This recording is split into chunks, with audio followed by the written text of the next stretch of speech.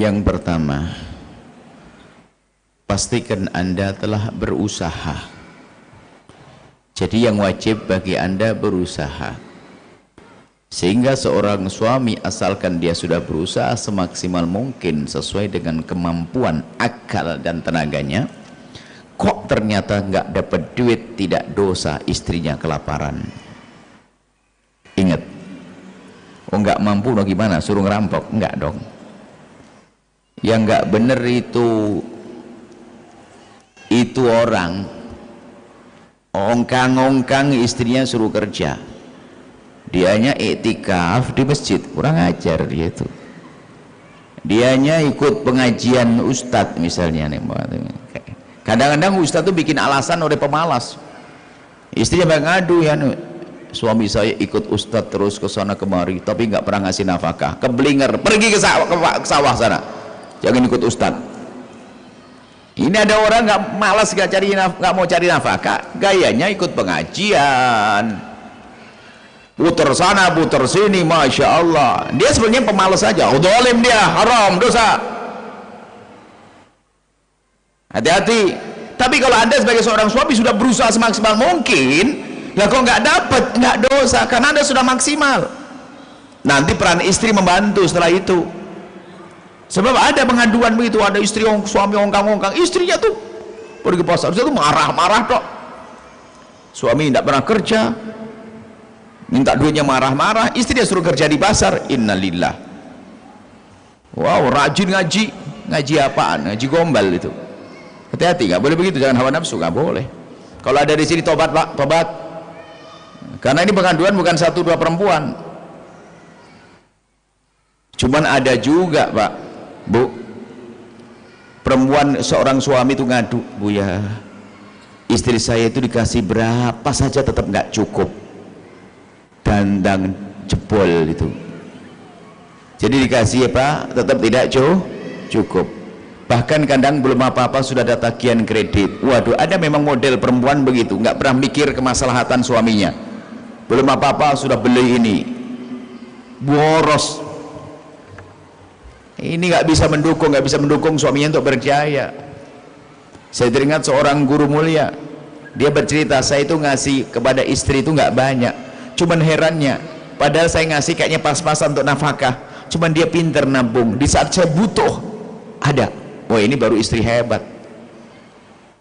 Istri hebat ngatur keuangan di rumah tangga.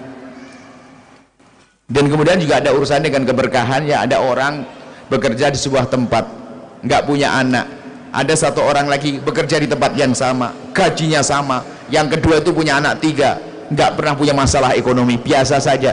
Yang nggak punya anak itu ngutang terus, ini namanya hidupnya nggak berkah, cara hidupnya yang salah. Ada begitu tuh.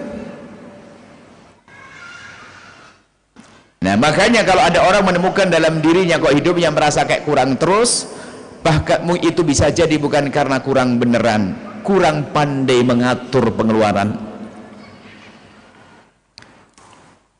Kadang beli sesuatu yang enggak, bahkan kita suatu ketika ada satu orang mengatakan nggak bisa membayari anaknya sekolah, katanya punya banyak utang. Ketemu saya paham, wah ini nggak bener orang itu. Tasnya itu kelihatan tas mahal, dia tasnya tas mahal dan bajunya bagus. Akhirnya tidak sengaja dia handphonenya handphone mahal. Wah ini nggak bener ini orang. Action tuh ngikuti gaya hidupnya orang itu. Kalau perempuan kayak begitu tuh, gaji berapapun suaminya nyungsep terus itu. Nggak tahu nemu di mana perempuan begitu tuh.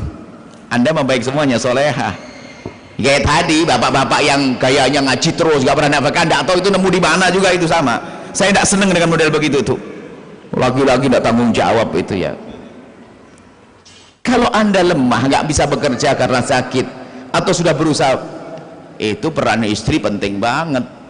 Ada pada zaman Nabi, saya perlu kasih contoh ini, kalau ngasih jawaban itu supaya saya nggak ngerti kejadiannya kayak apa sesungguhnya. Pada zaman Nabi ada seorang perempuan ngadu kalau bapak suaminya tuh fakir, nggak punya duit, dia selalu dia nombokin terus. Nabi orang adil, bijak, seorang Nabi. Nabi ngasih jawaban, ibu, kalau suami ibu nggak ngasih nafkah, ibu boleh minta cerai, haknya itu. Tapi sudah punya anak, bagaimana cerai? Kan berat. Ada pilihan lagi ya Rasulullah? Oh ada. kamu yang mencukupi kayak kemarin itu, karena kamu punya duit, kamu yang cukupi, kamu dapat 2 pahala double. Kata perempuan itu karena dia cerdas, ya Rasulullah, yang kedua saja, biar aku yang ngasih nafkah untuk suamiku, tapi aku keren, pahalaku gede, gitu loh. Itu perempuan yang baik. Jangan ribet tok, ngamuk tok setiap hari. Alhamdulillah, Anda masih punya duit, biarpun suami tidak punya duit. Sampai ada kisah itu, setelah ada hadis ini, setelah di generasi keberapa tuh perempuan-perempuan yang membaca hadis ini, yang dari perempuan yang pinter-pinter itu, setelah baca hadis ini ngomong begini, ya Allah, jadikan suamiku melarat, biar yang kaya saya saja ya Allah. Yang penting cukup rumah tangganya ya, biar suaminya melarat. Amin Bu, mau gitu Bu? Ibu yang banyak duit, suaminya melarat, yang penting cukup. Nyekolahkan anak bisa, mau gitu kan? Bingung dia, takut kedengaran sama suaminya. Ini guyonannya seorang ustazah itu begitu, biar suaminya ngaji toh, biar saya. Artinya apa Ibu? Kalau suami tidak mampu jangan dipaksa, akan tapi yuk ditolong. Makanya kayak pertanyaan tersebut saya nggak ngerti, Anda ngasih berapa sih kok nggak cukup? Ini pertanyaan kadang-kadang masih global begitu, enggak. Kadang bisa saja dicukup-cukupkan cara hidup yang benar. Cara hidup mungkin belanjanya harus belanja yang banyak, sekalian biar lebih murah. Cara masaknya seperti apa ya, seperti itu ya. Jadi yang pertama adalah usaha yang serius. Kalaupun sudah usaha ternyata nggak dapat, Anda tidak dosa. Kemudian yang kedua, mengatur cara pengeluaran. Harus Anda bisa masak. Kalau nggak bisa beli panci 2, panci 1, masak aja gimana, nggak usah pakai gorengan, pakai nasi liwet. Saya ajari nasi liwet itu bikin ngiler juga loh ya, kalau Anda tahu caranya.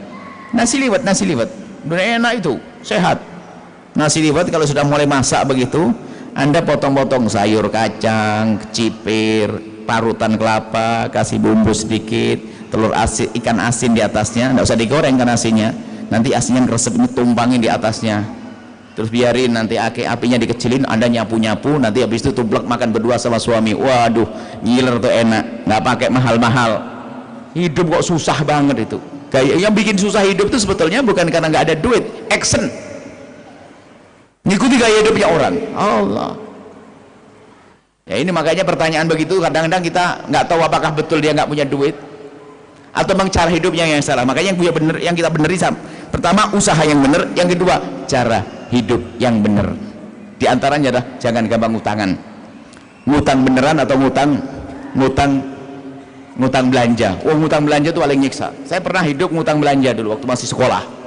Saya ceritai ini, kalau Anda nyesek karena ngutang belanja, waktu saya sekolah dulu ngutang belanja.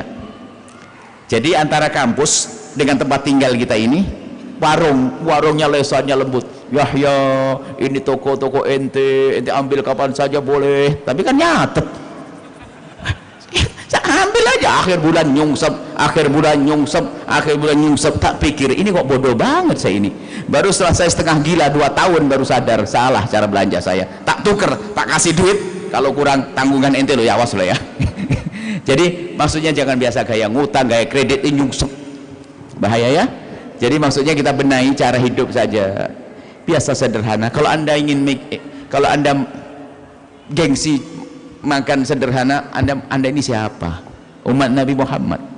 Ayo makan nasi bungkus dengan saya bareng-bareng. Saya doyannya rujak ulek kok. Saya makan di resto yang mahal tuh bingung makannya juga. Udah nasi jamblang, kalau di sini apa sih? Nasi lodeh sudah. Nasi bobor juga enak sudah. Nggak usah macam-macam. Ikan asin tuh waktu saya di Yaman tuh mahal banget ikan asin. Kangen sama ikan asin. Di sini buang-buang. Sudahlah, jangan aneh-aneh deh, biasa saja. Hidup yang gampang, yang repot adalah hidup action. Koyo hidup, koyo harus begini, atau begini, menu begini, tersiksa, nyungsep, banyak utang tuh, lihat banyak kredit dia tuh, sampai haji ngutang, umrah ngutang, dijidat ngutang. Jangan begitu ya. Hidup yang sederhana, enak, ayem, tentrem, nggak banyak beban. Wallah alam bisawab. Setelah Anda menyaksikan video ini, jangan lupa berselawat kepada baginda Nabi Muhammad sallallahu alaihi wa alihi wa sahbihi wasallam.